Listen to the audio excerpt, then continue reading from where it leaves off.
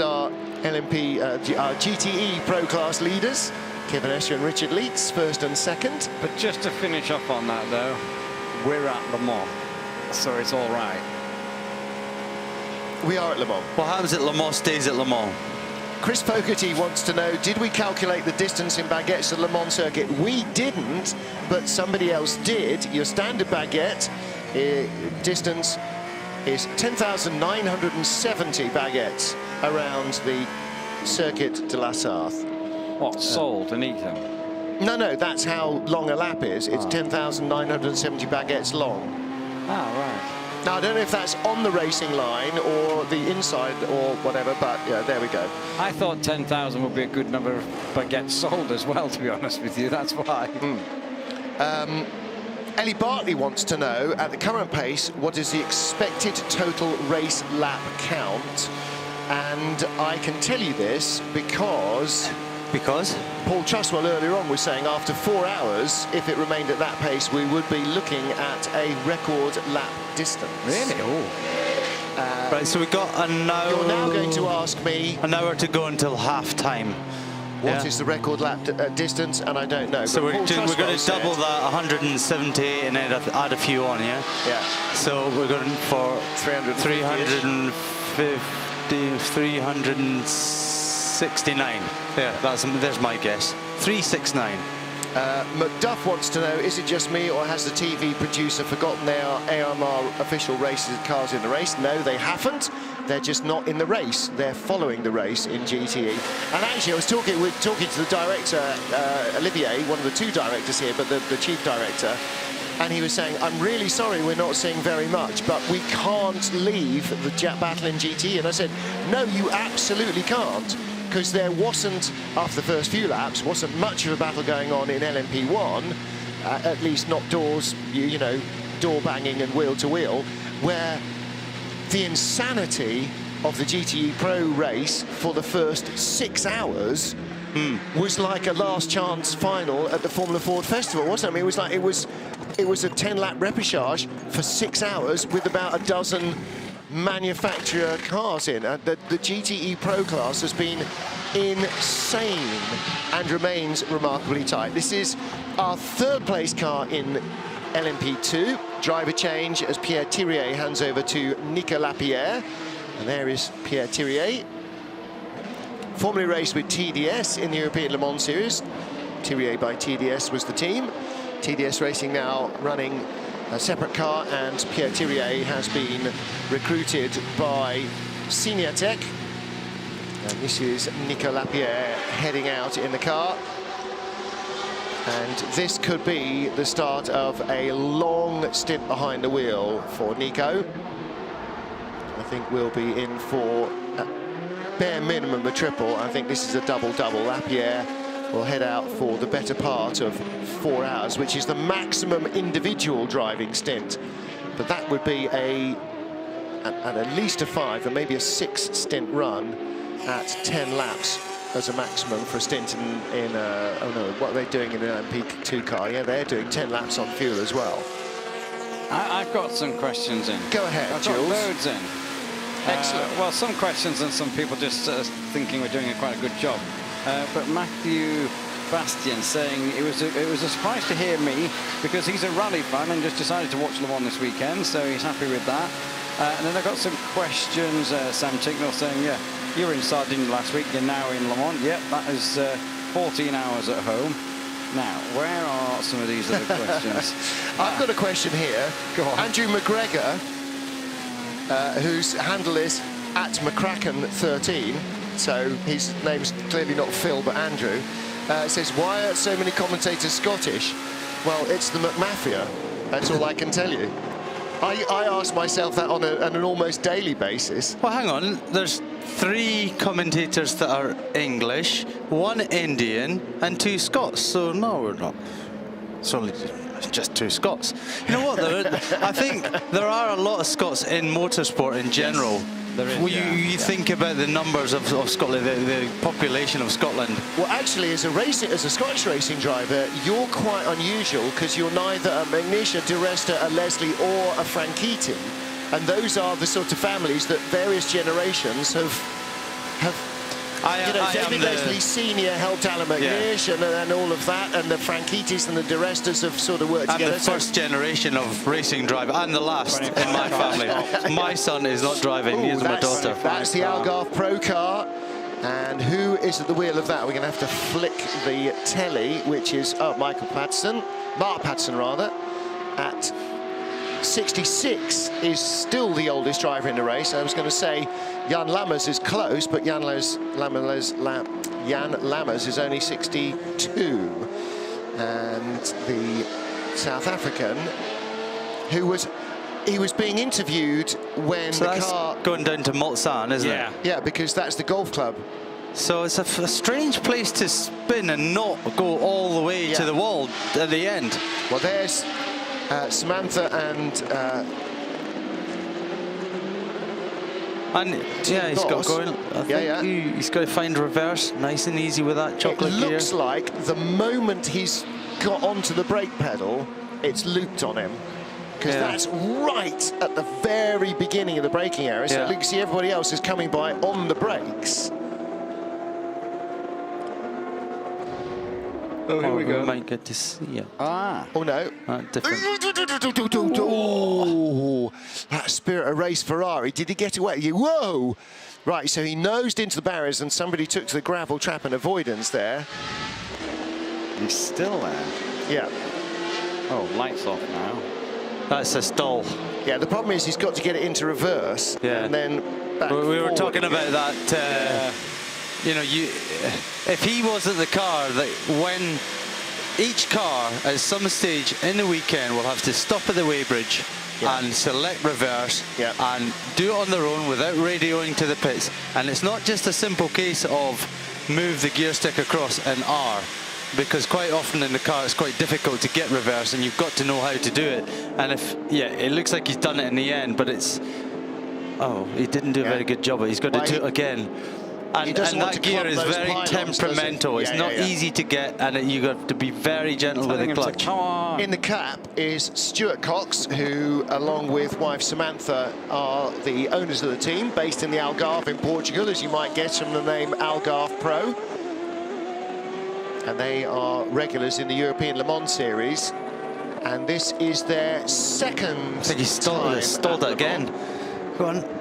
Well, what he doesn't want to do is burn the clutch out, so I think he's been a little bit cautious about getting underway, but he is now underway, and it looks like he didn't actually hit the barriers particularly hard, because the nose hasn't been deranged. I don't know whether he hit the barriers at all, to be fair. He did seem to be... He's driving away very slowly, so he must think either that wiggle that he's doing isn't him doing it, there's something on the front happening. It's too irregular to be him, isn't it? Front left looks like there's movement there. Suspension. I wonder if that's why it turned sharp right under braking. Has he just come out the pits, or...? No, not as far as I'm aware. Because unfortunately your screen isn't showing page 2 of the timing screen. I can move it to I can there. do that as well, but they are... No, it wasn't an outlap, or at least it doesn't show it as such.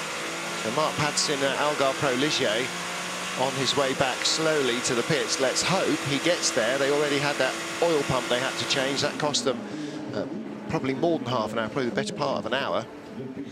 But their task will be to get the car to the end. It's an all-AM class car. Mark Patterson sharing with Atterdirk de Jong and Taksum Kim. And so Stu and Samantha Cox and their crew will be hoping beyond hope that the car gets back so they can fix it and carry on with their race. We haven't even reached half distance. We've just gone past the 11-hour mark here, and we are into the depths of the night, because it went dark just about 10 p.m. and it'll be daylight by 4 a.m. so in 2 hours. Now, when you race the Daytona 24 hours, Peter, that's 12 hours of darkness. The Nürburgring 24, it's about 7 or 8 hours, isn't it, depending on what the weather's like. But here it's barely 6, because this is the midsummer weekend. It's the shortest night and the longest day in all sorts of ways. Not quite there. It's 21st, isn't it? But as close as. A lot of questions coming in about the future of LMP1. I mean, I'm interested in that myself. I mean, where is it headed? You've got a lot of privateer teams now that have invested a lot of money and popped up from P2. So nothing major is going to change for a while because these guys have invested all that money. Well, the problem is that the ACO in their press conference yesterday were talking about rules to be introduced in 2020, but that would, I beg your pardon, rules to be introduced for the 2020 Le Mans, which is the end of the 2019 to 20 super season, which will I've lost the plot already. Which will start in the autumn of next year. So about 15, 16 months away from now is where these new cars are supposed to be on track at the start of the season. Now, first of all, that means that everybody who's built for sale cars to the LMP1 regulations that we have today ain't going to sell anymore, because you're not going to buy a car for one season or the rest of the super season. Yeah. And even if it's one season beyond that, you still only get 2 years out of a car that you're going to buy for €250,000. And so you've just basically cut off the entire LMP1 program at the knees. Ooh. So that is a replay of the pattern. So I think he just got caught out on the brakes, or you know, maybe he nudged into someone. There was definitely some GT cars there. Yeah, the car is definitely going very slowly, though. It's now in the Porsche curves, going very slowly, but the team are ready for it. In fact, it's not going that slowly now, but it's definitely nothing like at race pace. Yeah, going back to the LMP1, I think the priority would be to get the manufacturers back in. You know, they want to have manufacturers back in the top category. Yeah. And first of all, who's going to come back? And second of all, what kind of cars are they going to come back with? Yeah. And maybe it's a case that they want to see the cars that are for sale. Well, there's talk of it being... Or ones that look like they're for sale. Talk of it being things like the forthcoming Aston Martin Valkyrie, yeah. You know, supercars that are designed for, you know, Xbox games or something and sort of made into cars, and obviously only manufacturers could run those. But then, you know, what are you going to do if you're Dallara or Ginetta? You have to find a manufacturer who's going to put a body on it, or you invent a road car-ish like sort of thing around an LMP1 chassis that you already have. And then they're supposed to all be having hybrid systems, which nobody but factory manufacturers can afford to develop. And who's going to develop one and sell it as a privateer one for much less than cost price? And yes, but there are so many questions. Go back 10 years with your plasma TV and look at the plasma TVs now. Yeah. Fraction of the price, much thinner, much lighter. Yeah. So, you know, hybrid technology is one of the technologies that will stay. Yeah. Agreed. The other thing is, Toby keeps banging on about hydrogen. Yeah. He might be right. Maybe hydrogen is the next big fuel. Yeah, but not in the next 2 years, and probably not in the next 10 years. No, but it's been around for a while already. Well, listen, electricity, there were more electric cars in New York in 1910 than there were anything else. And the first taxi company in New York had all electric vehicles, or at least the first one that didn't use horses. But internal combustion engine technology raced ahead.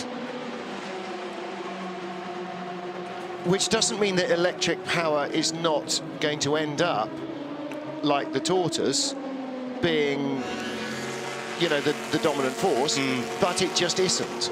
I personally see it as a stream of different technologies. Agreed. There's not going to be one that rules the world. There's going to be several. Yeah. Let's face it, they're still finding more oil out there. There's plenty of oil, so therefore we're always going to be running petrol in our lifetimes and our next generations of lifetimes of our kids. Right. So, probably right. Yeah, gradually things will develop more, but if hydrogen can be developed, it's a good technology, isn't it? And you know, I remember there was one Nürburgring 24 hours. Aston Martin ran a hydrogen car. Yep. 7-8 years ago already. Yeah. Well, my take on this is basically you've got a really strong manufacturer presence in GT racing. All right, they're not spending the sort of money around the races that Audi and Porsche did, but very few manufacturers will. Toyota don't, and they're as big a car company as Audi and Porsche put together. They just don't. It's not what they do. The German manufacturers historically, and Mercedes were the same, spend a lot of money around their racing. We talked about this yesterday. Back in the 80s, when Goodyear was supplying Formula One, Leo Mayle, who was the boss of Goodyear Racing, said for every dollar that the company spent manufacturing, shipping, fitting, supplying tyres to Formula One, they spent $100 telling people they were doing it. Because otherwise, why bother? The whole reason people are here is to trumpet their success with technology, their success against market rivals or other rivals. And that only works if people care about the race. And that only works if the racing is exciting. It's great to have technology. Formula One is laden with it. Who cares? Who cares about the technology level in Formula One? Are manufacturers there because they can drive hybrid systems? No, they're there for the glory. They're there for prestige. And manufacturers do derive technology benefits from racing at Le Mans, but that's not all. This is advertising. This is entertainment. It is advertising, and it, for the manufacturers, let's not be blunt, it sexes up the brand. Ford are very obvious about this. They're racing the GT because it is a halo car. It is the sort of car designed to take a bread and butter, blue-collar car-producing company and make a glamorous, sexy, exciting, fast, beautiful car. After all, they've only made how many? 150, 200? I don't know. But they're now not that many. They're now on generation 3 of the Ford GT, and it ties in with the GT40, that prestige, that history, and it underlines their racing history and their ability not just to produce a Taurus or an F-150, but to produce something as edgy and involving and demanding to drive as any European exotic. And when they have made that message, finished spreading that message at the end of their 5-year program, they will go away and do something else. And the chances are they will go away and do something else, because sports car racing is not what they do. Sports car racing is what Porsche does. BMW's got a good history in it. Corvette's got a good history in it. Corvette Racing celebrating their 20th year here at Le Mans this year. It's the 20th anniversary of Corvette Racing. So for 20 years, there's been an annual factory program racing America's sports car. And they will continue to race, and Ferrari will continue to race, and BMW will continue to race, and Ford may not, and they may come back with another generation a little bit later, or they may not. They might come back in a prototype class, or they may not. They might come back as an engine supplier, or they may not. But if you make the racing exciting, in the words of Kevin Costner, if you build it, they will come, and they will, because of the prestige of this race. And so my worry is that if you look at Formula One, you go to the manufacturers and you ask them what rules they want, well, that's what you end up with. If you go to the fans and ask them what rules you end up with, you end up with a whole lot more racing, a whole lot more excitement, and the manufacturers still want to be involved. So I don't think asking the poachers what the rules are is a great idea.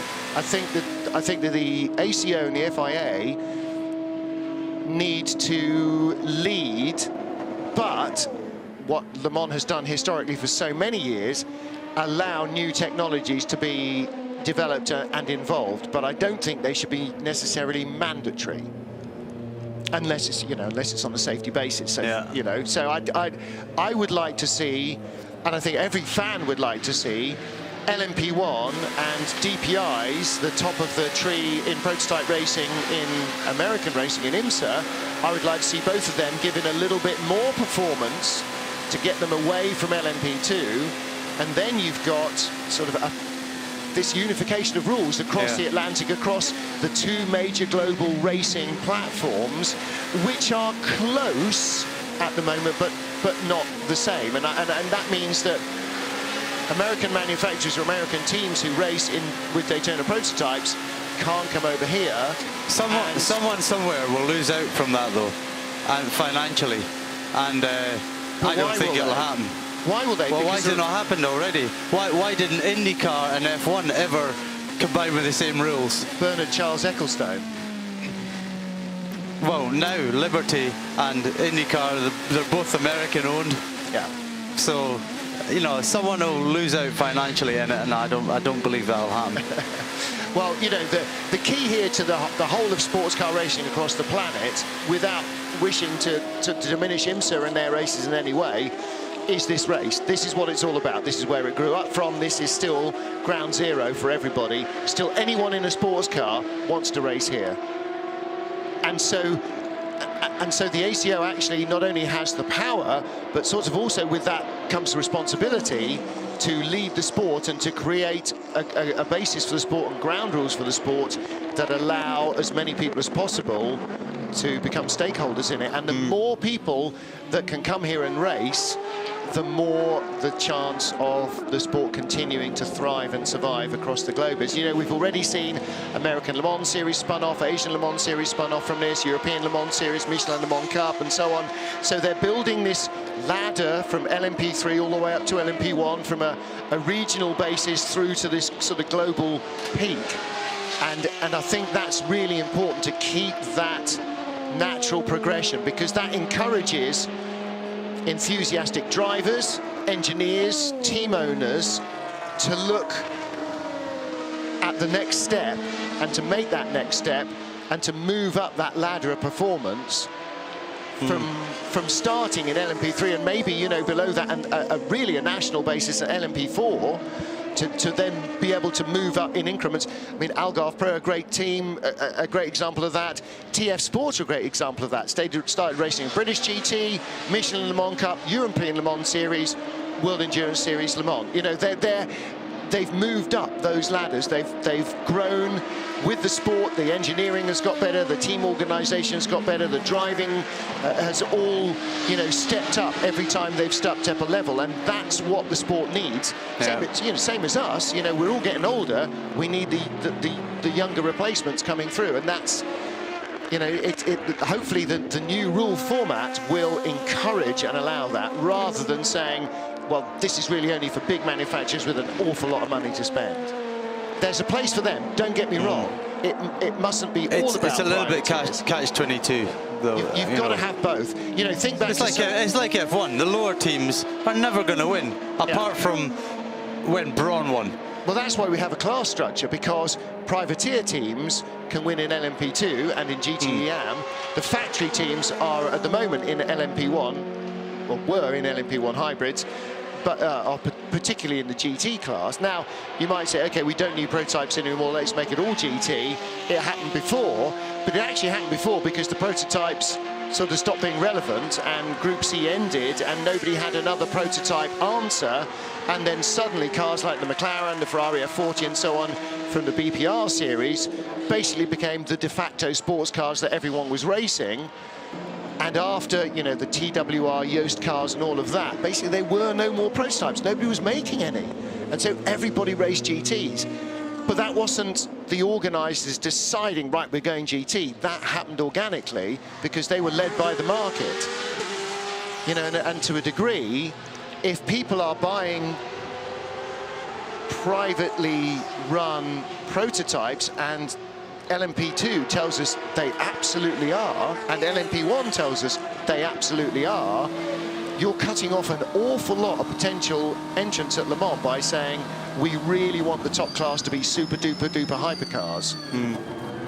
Because then all these people that have gone with you with the current LMP1 regulations are all going, but you know what? Money. Money, money, money. Yeah.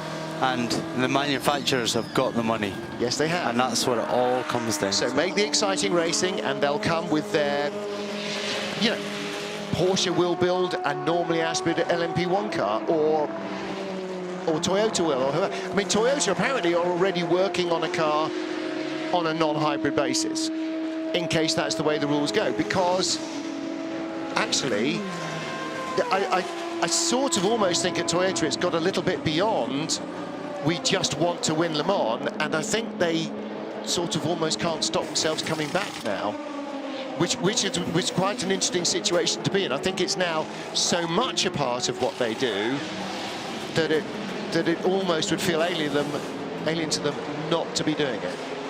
Well, Le Mans is massive in Japan. That's the thing. Absolutely. It's such a big race to them. Yeah. And so to have it, and you know, they've brought two of their top drivers here as well, one in each car. It makes sense. And you know, when you look in the big picture, I don't know what they're spending, but it's in the hundreds of millions. In the quite a lot territory. Yes. It's still peanuts. Yes. To one of the largest car companies in the world. And compared to what they'll spend on a launch of a brand new car globally in media, in newspaper advertising. So as long as they're selling cars and making money. Yeah. It is dropping the ocean. You know, we see it as phenomenal amounts of money, but we have no idea actually what phenomenal amounts of money really mean. Michael Christensen back again in the lead GT Porsche. This is the GTA Pro leader, the 92 car. Wasn't more than an hour ago we saw him being interviewed in the garage by Danish TV. Richard Leeds has also stopped from second place. The Porsches still with their foot on everybody else's throat. 1-2 in the GTE class. On the soft tyre now, brand new tyres on the car. So they've gone from hard through medium and now to the soft tyre. Now, this is not necessarily so much the compound, it's as much about the way the sidewall works to generate a little more heat in the tyre with the cooler track conditions. It was 33 degrees of track temperature at the start, and about 30 minutes ago it was down to 18 degrees with a 16-degree ambient. Pretty clear sky we saw at sunset, and so that nighttime low will be relatively low. So there is the second-placed GTE Pro car. Green back into the numbers, green lights on the side. 1 for the leader, 2 for second, 3 for third place. Actually, this is a question that somebody asked me, and I can't remember, apologies who it was, and I can't find the email. Said, I thought all headlights were supposed to be white. How come the pink pig has got pink headlights and somebody else has got colours? Only in the pit lane is the answer, and that's for helping the team identify their cars as they come rolling towards them so they don't overshoot. And Jules, you know, it's a great look on the pink pig to have pink headlights, but when you're doing 200 miles an hour through a forest in the dead of night, not sure that lovely pink headlights are going to do you much good in being able to see where you're going. No, not really. And we talked about earlier on that in the old days, or even up to last year or the year before, the GTE cars had yellow headlights. Yeah. And that's kind of like faded out, and everyone has white ones now. So, but yeah, the pink, and I think the blue 91 Porsche we're on board with now, that has blue lights when it comes into the pits and things like that. So as I say, it's an identification thing, isn't it? When they're coming down the pit lane, there's 60 garages in there, and there's a lot of people wandering around. There's a lot of light as well. So it just gives them something that they can see, that's our car coming down the road. And yeah, absolutely. The mechanic will have a board or a big arrow sticking out of that's where you've got to turn in. Little message from Jenny Womack, Tiger Girl Jenny, about 3/4 of an hour ago, saying that Michael Christensen and his teammates in the 92 Porsche, she had calculated, had been leading 97.5% of the race. Now we're nearly at half distance, we're nearly at 11.5 hours. I'm not quite sure what percentage that has gone up to, because they don't even lose the lead in the pit stops now, although their teammates, have dropped to third, because Joey Hand has now moved up to second, having not yet stopped. He owes us a pit stop, so the 68 Ford temporarily up to second ahead of this car, the 91 car, which has just come back out with Jimmy Bruni at the wheel. So 97.5% they've led already. I've got a question for Peter from Emilio, wondering how much sleep would a driver get over the 24 hours? Well, the answer of Jules, like us, is actually, although they have a reasonable amount of time out of the car, they don't have an awful lot of sleep. First of all, because they're so wired when they get out of the car. When they get out of the car, let's say you're out for 2 double stints by each of your teammates. That's sort of 4 or 5 hours at maximum on your longest break. You'll get out of the car, you'll have a massage for about 25-30 minutes, you'll have something to eat. Hopefully after an hour out of the car, you're a little less wired and you'll go and lie down in a dark place somewhere and try and rest. Close your eyes, and if you get more than a couple of hours sleep, I think you're doing very well indeed. And about an hour before you're due in the car, you'll be up, you'll be getting suited up, maybe fresh race-proof underwear, fresh race suit, getting yourself awake again, fully awake again, not just sort of bleary-eyed and stumbling, but really ready to go in the car. In fact, there was a period, I know certainly, when the TWR team used to have an exercise bike, and the drivers would get on and do sort of 10 or 15 minutes on the exercise bike to really get the blood flowing, and of course that alerts the senses and gets your brain going and everything else, gets your, you know, your heart rate up, your metabolism up to the sort of, well, not to the sort of level, but at least away from a sleeping level, yeah, halfway to the sort of level that you need to drive the cars. Yeah, get your brain going. I know that there's some drivers in rallying and that they kind of like do eye exercises as well to kind of like get their brain up to speed and things like that. They kind of like have a ball, tennis ball hanging from the roof of their hotel room, and they swing it and they kind of like stand still and watch it go left, right, and then backwards and forwards. So yeah, there's a few things, as you say, to get themselves up and running. The 68 car is in the pits now. That was this is Joey Hans now relinquishing second place, isn't it? The 93 will 91 has already gone back in front of him. In fact, Jimmy Brune was so close behind that he went back into second as he crossed the line. So driver change, door is open. Might just be a drinks bottle going in. No, looks like a driver change. So Joey Hand hands over. And I can't remember in rotation, and because I'm Paul Truswell, I haven't written it down, who gets in next. Should we have a little guess? Should we have a sweepstake? Yeah. Or a sweet It's either Dirk Muller or Sebastian Bourdais. Sebastian Bourdais handed over to Joey Hand, so I think it's Dirk Muller. Okay, we're about to find out as it pops out of the pit lane. Dirk Muller. There we go. That was a good guess. I now remember, as soon as I looked at the names, that Sebastian Bourdais was getting sweaty and out of the car a couple of hours ago, or a couple of stints ago. So in fact, it was probably only an hour and a half that Bourdais has been out of the car. Well, when I went back to my room, I had like 2.5 hours off. I went back to my caravan, not my room, and you know, you're laid in there, you're laid on the bed, and you kind of just like relaxed. And I remember waking up, but I couldn't really tell you how long I'd been asleep for. And you're always aware of the noise in the background of the car. The cars going round and round and round. Now, someone sent a message in. D. Bodafeno, I'm not sure whether I've said that right, but brake discs on the Jaguar. Brake discs on a Jaguar was developed in Le Mans 1953. You must have been talking about that at some point. Yeah. Jaguar, that was, you know, that's on every single car these days, and that was and it was specifically developed by Dunlop for racing. The disc brake, and was trialled on the Jaguar, and so radial tyres were also actually invented by racing companies, but they really first came into road car use quite a lot quicker because it was such a significant safety benefit, and it took quite a while for. It was really ground effect that demanded such stiff sidewalls that really ushered in the radial tyre era. Before that, when cars were sliding, you know, if you look at the 70s where you had big, fat, round shouldered slicks, cars sliding through corners, those cross plies, they gave a nice progressive breakaway. Radial tyres like going in a straight line. They don't like going sideways. They really, really don't like going sideways. And with ground effect, you didn't like, the air doesn't like the car going sideways either, and so they were a perfect fit, and so cross-ply no longer worked, and so suddenly the radials that Goodyear and Michelin had been developing actually really were absolutely essential for racing, and so sort of that came in as well. But yeah, the disc brakes first used in racing by Jaguar, as she correctly says, on the C-type and then the D-types.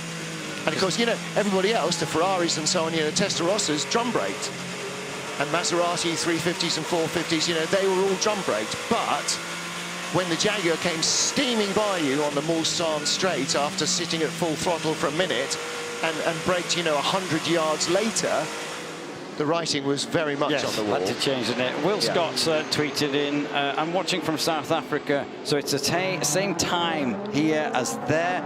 He said it's just colder. I mean, I've got my fleece on now. It is a bit chilly. Well, it's winter in South Africa, so yeah. Yeah, it's a bit chilly there. And then I had Justin Mitchell, famous Aussie from Warwick, Jack Brabham. There you go. Oh, I knew it was somewhere. Thank you so much. You see, I wanted to say that, and then I couldn't remember because I wouldn't have had any idea. Because the boys aren't from Warwick. Right, yes, okay. Thank you very much. And we had David Brabham in here on Thursday evening, didn't we, in qualifying? Yeah. Was it qualifying? Yes, was in the end of the world qualifying, because the new BT62, their road car, track car, is here with Michelin, who they've developed the tyre in association with. And yeah, really good to see Brabs. Haven't seen him in years, and in a few years, and just really nice to see him. Damon D saying it's a beautiful Saturday afternoon here in Vancouver. So are you in North, are you in Vancouver, or are you on Vancouver Island, Damon? He wants to know, with a tremendous amount of traffic, do teams have a dedicated spotter as in NASCAR, or do they just need to keep their heads on the swivel? The answer is no, there are no spotters. The reason you can have one in NASCAR and IndyCar is because you can see the entire lap. So the driver can't see all the traffic that's around it, but a man on the roof of the grandstand can see all the lap and can follow his own car all the way around and say high, high, low, low, below you, clear, and all that stuff that we used to hear him. Here, you can see the pit straight.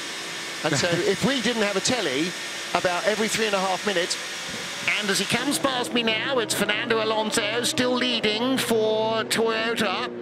And then we talk about something until about 3.5 minutes later. And here comes the leader now through the chicane. And so... Well, that's what it was like. Oh, yeah, absolutely. Yeah.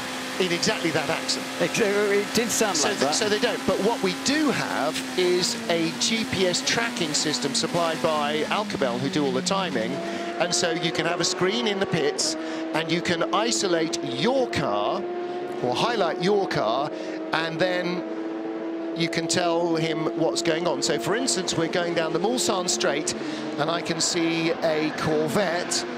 Now, I can't see it on my screen because I haven't been able to zoom in enough, but I can tell the driver of the Corvette that there is nothing behind him, nothing is going to catch him for a minute until he's at Mulsanne. Okay, 36 has just gone down into Mulsanne corner, and I could look at my timing screen and tell him the car behind you is the race leader, don't fight him. Or, as we heard earlier on the radio, the car behind you is for position. Yeah, and that's all the driver needs to know. Yeah. The car behind you is for position. Don't let the blighter past. Possibly not blighter being the word they use. Exactly. Will Scott has just sent one in just 2 minutes ago. The prestige of Le Mans can't be underestimated. You're going to love this.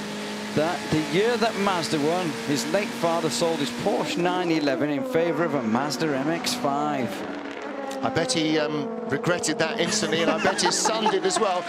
Dad! What have you done? That's my... You see, now, that is his heritage, that was his retirement, and now what he's got is a 25-year-old Mazda MX-5 with rotted-out seals and wheel arches. That's it. So we're on pit road here with the Signatech, the 36 car. This is third in LMP2. Nicolas Lapierre. So. Yeah, end of his first stint. And this is... He's had 10 laps since he's been off. Yeah, 10 laps. Exactly so. So end of his first stint. And this is the 18th stop for this car. The two in front have only done 17. Phil Pond also wanted to know what happened to the 37 DC Jackie Chan car with the delaminated floor. Well, actually, that had that problem early on. That's the All Malaysian car, isn't it? 3 rookies sponsored by the Sepang Circuit, who are really eagerly angling for a World Endurance race. And that car is now up to 18th overall. It's 14th in the LMP2 class. So it has passed not only its sister 33 car, but also the 38 car, which had a problem, and a number of other LMP2 cars. So it is climbing back up the order. And you said, well, I think just as I was coming in, that that car's going very, very quickly and setting some very quick times. Yeah, absolutely right. What else? Question for Peter, who has popped out for a moment. In fact, I think he's popped out for several hours. I think Julie and you and I are keeping the wolf from the door right now. Who's hit the highest top speed so far? Now, that's a good question from I was looking at this whilst D-Bod Info. It is, I think it's this 330.8 on the last lap. 331.8 from. There's two of them on 331. That's yes. David Heinemeier Hansen will love that because he is captain stat. That was him, yeah. And he's in the 34 Jackie Chan DC Racing car. 331.8, and same for Phil Hansen. Now those are two Ligier chassis. They're both doing 331s. Top speed for Fernando Alonso's Toyota at the speed trap on the last lap. 308 kilometers an hour. Just hang on, the 31 car stopped at the second chicane here, but I believe the Dragon Speed car. Oh, it might have. It's on an out. There's a yellow flag, and it just came up on the map that the 31 car was stopped in the second chicane. Hasn't come up on. It is shown as stationary, yeah. So that's its outlap from the pits. Roberto Gonzalez. And they lost the wheel earlier on, didn't they, as well? Yes, they did. That's the Mexican liveried car. Matthias Besch in from 3rd place. Now, the Rebellions, which are a lap apart, are 4 laps behind the leaders. But Matthias Besch, again, in this Rebellion, fastest first sector of anyone in the race, and that includes the Toyota hybrids, on that last lap. So these petrol-engined, non-hybrid Rebellions are absolutely flying. Right, we're going to get a slow zone in that area of where that 31 car is stopped.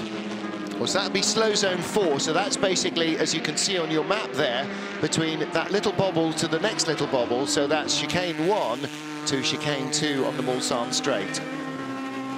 Now, I'm very much against calling callers with names by numbers. So Tertre Rouge, in my book, I'm afraid, is never turn 7. It's always Tertre Rouge. But they keep renaming the chicanes regularly on sponsorship grounds. So what was the PlayStation chicane becomes something else and something else. So I just call them the first and second chicane, as I think pretty much everybody else does. Yeah. So the first chicane goes right, second chicane goes left, or first chicane goes right, left, second chicane goes left, right. So Rebellion, having completed their pit stop for the number 3 car, number 1 stopping slightly out of sequence because Bruno Senna's in it, and we're into the slow zone with the number 1 car. This is Bruno Senna of that parish. So he's got quite a way to go down here to the next chicane before we can potentially see as a 26 G-Drive car.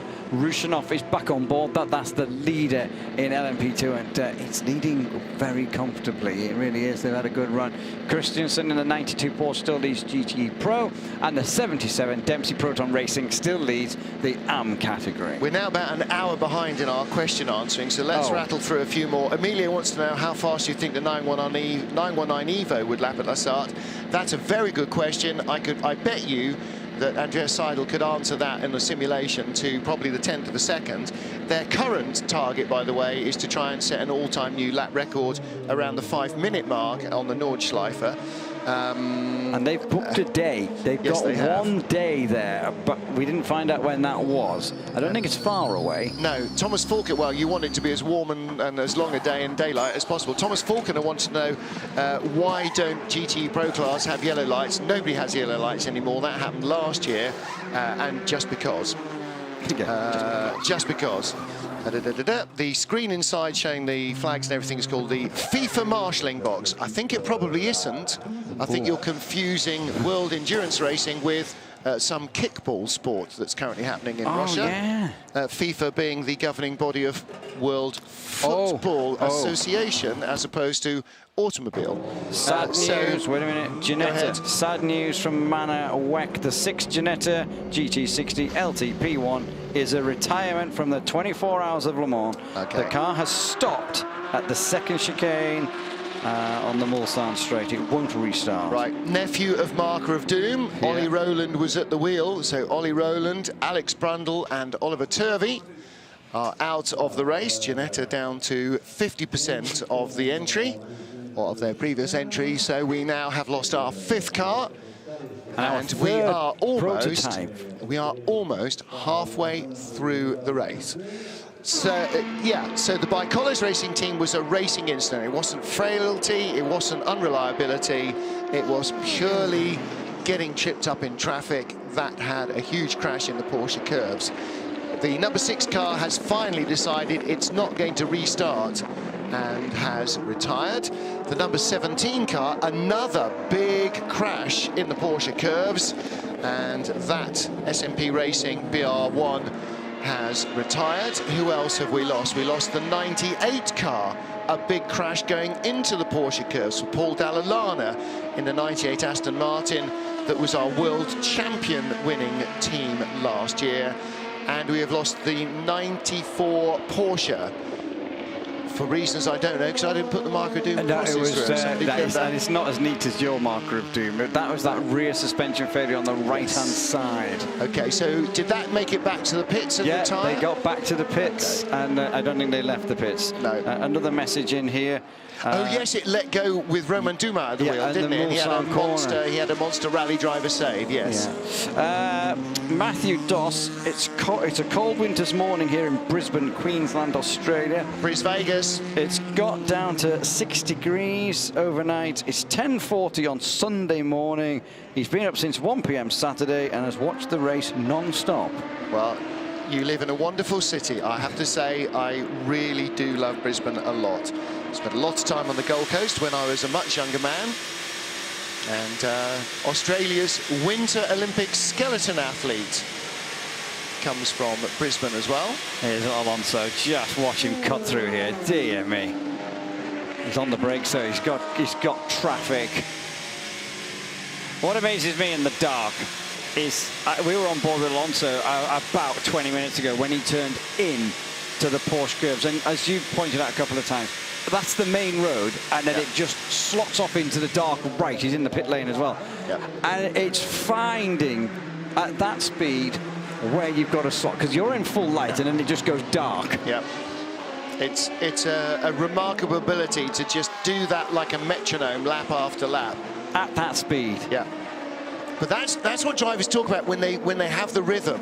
And actually, in my fairly feeble and amateur racing career, a couple of times I was driving and I suddenly realized I actually hadn't thought about where I was braking or where I was turning for a couple of laps. And a couple of times it just dawned on me, this is what they mean, where it's just fine. Like when you're on your favorite little bit of country road on the way home, you know exactly where the car is going. And you get home without even realizing it. Yeah, and that's what they talk about. And so very occasionally it sort of happened when I wasn't panicking about where am I stopping, where am I going, where am I and that's what, oh, look at that, 2 Dempsey Porsches stopping at the same time, 77 and 88. 77, Matt Campbell brought that in, that's the leader, and 88 behind, Giorgio Roda brought that in, that's the 6th place car. So they are, is Roda a lap behind? Must be, because he's 6 minutes behind, so Roda must be a lap behind, but they've stopped at the same time. You don't often see that. In comes the number 11 SMP racing car. Let's update this story, actually, because this car had an issue right from the very beginning. It wasn't going very quickly, came into the pits early on with a sensor problem. And then it wasn't going at all. Well, Jensen Button told us they had a sensor problem. It was different from the sensor problem they had in qualifying. It took a long time to find why the engine was in limp home mode and wouldn't run. And in the end, it was an electrical issue, and it was a sensor, and they finally found which sensor it was, changed it. And since then, they have come from 60th up to 54th. Oh, there they are, yeah. So they are, okay, they're 17 laps behind. And then they're 17 laps behind the next car. Yeah. They're 51 laps behind the leader. Jules, do some maths for me, because God knows I can't. No, get your socks off. Yeah. They're 51 laps behind the leader, who's done 192. So 192 minus 51, that's 141. What percentage of 192 is 141? I have no idea. How do I work that out on my phone calculator? I'm not very academic. Okay, let's say the leader's done 200 and they've done 150. That's 3/4. That's 75%. Leader's done 192, so he's got 8 more to do 200.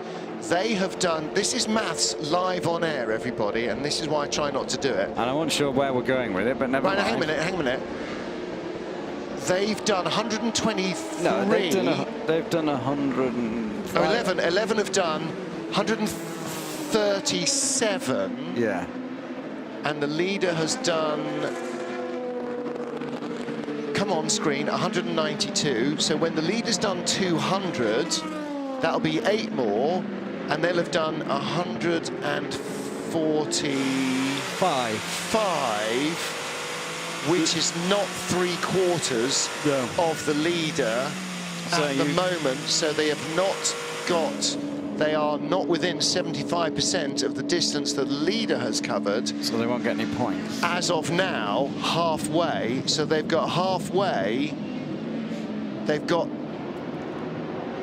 12 hours and 10 minutes to basically make up 2 laps on the leaders, who are lapping quicker. Okay, we've got Maldonado here in a little battle with Jasman Jafir, the Indonesian car. Now this car, it was in the pitch for a long time, but this car has gone very, very quickly since then, and it's going to put a move on Pastor Maldonado. Well, listen, if you're going to have a problem, have it early in the race, and then you've got 23 hours to recover from it. And that's exactly what happened. They had a problem with the floor of the car, and it cost them time, and the all-Malaysian crew dropped down the order. In fact, they were all but last, weren't they, effectively in LMP2. But as you say, you know, he's put the pass in on Pastor Maldonado. So this is Jasman Jafar, who came from a single-seater career, raced in British Formula 3, raced in World Series by Renault, raced in GP2. So did Pastor Maldonado, and then Pastor went up into Formula 1, of course, the last man to win a race for Williams. I know, it's a long time ago. It's a long time ago now. I like Pastor as well. I like Williams as well. But Jazz putting that pass in over Pastor Maldonado, he probably doesn't care who's in the car right now. He's just got in front of him, and he's now moved up from 18th to 17th overall, from 14th to 13th in class. But you're right, Jafar is moving on well, and his last lap, a 3:34. The car in front of him, Harrison Newey, doing 3:36s. And 1 lap away, isn't he? Yeah, so he's got a fair job on now to make another place up on speed. Now, don't forget the SMP racing car, Harrison Newey, is so far down out of the top 10 because he basically did from Mulsanne Corner all the way back with 3 wheels when he had that problem on the back of the car. So he lost 4 or 5 minutes. This is the garage of that 37 Jackie Chan DC Racing entry. As you can see, the livery of Sepang International Circuit, they're sponsoring that. Keating Motorsports, the WeatherTech car, and this car run by Giuseppe Risi's team. And in fact, just in the centre, you can see their team manager in the centre of the garage door. And I had meant before the start of the race to get down there actually and catch up with the team and see whether I had been told that it was potentially Chief Engineer Dave Beaky Sims's last Le Mans. And Beaky is a guy who was racing with Lotus, or engineering with Lotus, or mechanicking with Lotus in the Jim Clark era. Wow. So he has, yes, exactly. He has a fair number of days at racetracks under his belt, and is one of the most pleasant and chatty blokes. There wouldn't be many donkeys with hind legs left in his neck of the woods if he didn't spend a lot of time at racetracks. That's all I can tell you. He will tell you stories, as you can imagine, from that amount of time until the cows come home. And they're great stories, you know. They really are, yes, absolutely. You know. They will be great. And you know, social media is an amazing thing, and it's a fantastic thing for fans to interact and get involved, and the drivers to kind of show what they're up to. But before social media, there were some amazing stories and some great stories of stuff going on. Well, and the great thing with digital publishing now is so many of these stories are getting told, because, you know, a book about an engineer like Beaky Sims isn't going to sell like a book about Victoria Beckham. It's not going to make money, but you know, you can publish these things digitally, or you can self-publish at a much reduced cost than a big publishing company, and so people like us can read his stories even if we don't get to hear all of them firsthand. Yeah, I say just for electronic books, isn't it? It's, Or you know, you read a book like Hobbo, Dave Hobbs' book. You know, I've spent many happy hours in bars and catering with David Hobbs, hearing stories from many years of his racing career, and since he stopped racing but became a commentator, and he is endlessly entertaining. I haven't read the book yet, but oh boy, I'm so looking forward to it.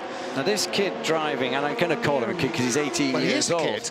He's got a history of Porsche Super Cup racing. He's a bit of a superstar, isn't he? Yeah, he's Porsche's youngest factory junior driver at the moment, and in fact, Jules, I ventured a thought that Phil Hansen might be the youngest driver in the race, and somebody corrected me in saying that Phil Hansen and Julian Andlauer are the youngest drivers in the race, not just because they're both 18, but because they are both 18 and exactly the same number of days. They were born on the same day. Because I had seen a tweet about Phil Hansen being, for the second year in a row, the youngest driver. Yeah, well, but this year he's only joint youngest.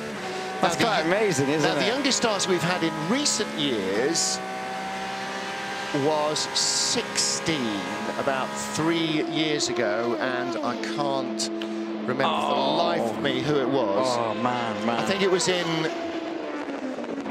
I do seem to remember this. I'm going to say it was in one of the IMSA entered cars, maybe with Reese. I can't remember. I do remember something about it, but I'm not up to it like you are, so I would not. We're getting well behind in the questions. An hour ago, Fozzie Guy said, what's the view like from the commentary box?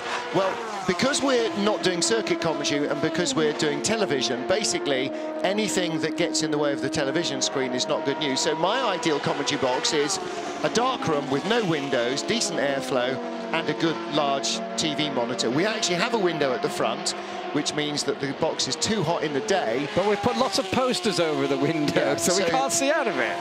But what we can see is across a tiny bit of the Ford chicane to a grandstand opposite. So we can see about 1, 2, 3, almost 4 seconds of cars going past in the chicane. And bearing in mind, in the chicane, they're probably doing below 100 miles an hour. Yeah, I guess on my side of the commentary box, I can see the back of the safety car. Oh no, it's the excretion car. I can't pronounce that word. It's when you've had a shunt, they bring that car out.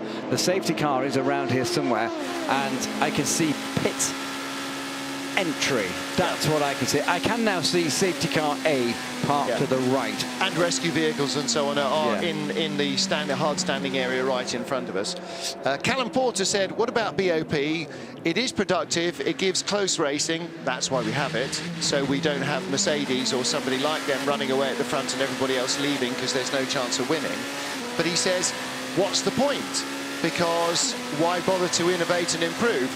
Well, the simple answer is, GT cars get faster every single year, and the reason that we have BOP is because the engineers improve their cars every single year, and so every single year everybody has a slightly faster car, but not exactly the same amount slightly faster, and so we BOP them every year and we balance the cars out. And the idea is that you don't balance them to all produce the same result. What you try and do is balance the cars, not as they're run by the teams and drivers. So let's say, for instance, Jules, Porsche, in their infinite wisdom, run the pink pig, and we run the blue and white car. I think it's fairly safe to say we're not going to beat them running the pink pig, so we no matter how good the car is, because we're no good. No. the cars should be equal. Okay. And then the better team and driver combination end up winning. And that's the idea of BOP. You're balancing performance of the cars, not of the overall package. So if you give the winning car now to us to run for the other half of the race, there's a pretty decent chance we're not going to win. Yeah, that's it. I mean, I'll just go on from there. And the perfect example this year is the Aston Martins. Last year, they'd had that car for years and years and years. Developed it, won last year. They've got a new car now, and they're struggling a bit because they're still learning it. Whereas the likes of this Porsche is a year on now. The Porsche's leading in GT Pro is a year on. They've got that experience. Someone did tweet me, and I hadn't got round to it. What is my favourite category out of the four? I do, even though I'm a rally man, I love sports car racing. But I have to say, my favourite, because of the quality of driver and the quantity of manufacturers, GTE Pro, and just that racing, that first 7 or 8 hours was just enjoyable bonkers. Well, it kind of changes, you know, minute to minute and hour to hour, depending on in which category there is most duffing up of rivals by other drivers going on, really, you know. And that's one of the things that people often ask, and you've probably found this, Jules, as well, going, 24 hours? What do you find to talk about? Are you kidding me? Yeah. It would take us most of 24 hours if we had an onboard replay in each car just to dissect the first couple of laps. Yeah, every single one of these 60 cars, or now 56 that are still running, has a story to tell. Every one of these teams lives a 24-hour race. We go away from here, we have barely even scratched the surface. We will go away saying, I never once mentioned that car.